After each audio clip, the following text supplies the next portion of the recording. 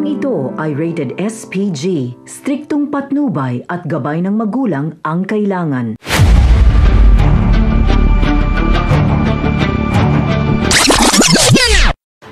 Mga dapat nating abangan sa FPJ's Batang Quiapo. Sinisisi ni Tanggol ang kanyang sarili dahil alam niyang anumang oras maaaring tuluyan ng mawala ang kanyang mga kaibigan dahil nga sa nangyaring riot. Gayunpaman ay isinusuko niya na lahat sa Diyos ang kaligtasan ng mga ito dahil wala na siyang ibang mahihingan ng tulong kundi ang Panginoon Diyos.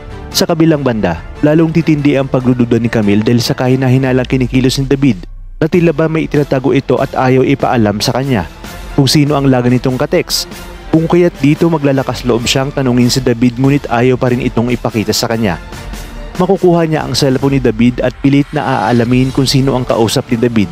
At dahil ayaw ni David na malaman ng kahit na sino ang kanyang ginagawang kalokohan, ay walang pakundangan niyang pinagbuhatan ng kamay si Camille sa kabila ng pagdadalang tao nito. Talaga nga namang nilamon na si David ng kasakiman at pagkakagahaman sa pera at maituturing ngayon na mas masahol pa siya kay Tanggol. Samantala dahil sa kapalpakan ni Bong na maitumba si Congressman Sibilya ay si Tanggol na ngayon ang napili ni Chief Espinas na maglinis ng kalat ni Bong.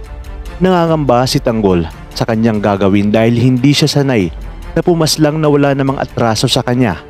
Ngunit iginiit ni Bubbles na ganoon talaga sa una at kapag tumagal na ay masasanay din ang binata. Kinabukasan sa kauna-unahang pagkakataon ay muling makakalabas ng selda si Tanggol na kasama si Bubbles upang maisakatuparan ang nais ni Chief Espinas. Pinayuhan ni Bubbles si Tanggol na kinakailangan nitong magpakitang gilas kay Espinas dahil kung hindi ay ibabalik ito sa Bartolina.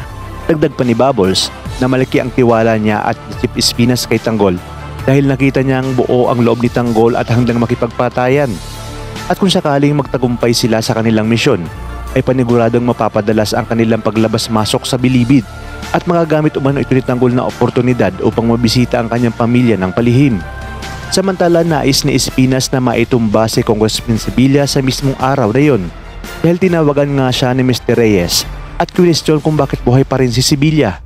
Gayong ipinangako umano ni Espinas na mapapatay si Sibilya sa araw na yon kapalit ang dagdag na halaga para magawa nga ang pinag-uutos ni Mr. Reyes. Sa kabilang banda tila mahihirapan na si Olga na maipasok ang ilegal na droga sa bilibid, lalo pa ngayon na mas napapakanibangan ni Espinas si Tanggol at hindi nga nasiyan si Olga sa ginawang pagpapahirap nila ng una kay Tanggol. Ngunit ano na naman kaya ang hakbang na gagawin ni Olga upang maisakatuparan ng kanyang plano? Magagawa kaya mag-traitor ni Balatukan kay Espinas at siya ang magiging mga mata ni Olga sa loob kapalit ang mas malaking halaga? At maiisip ni Balatukan na mas malaki ang kikitain niya dahil may parte na siya kay Espinas at mabibigyan pa siya ni Olga.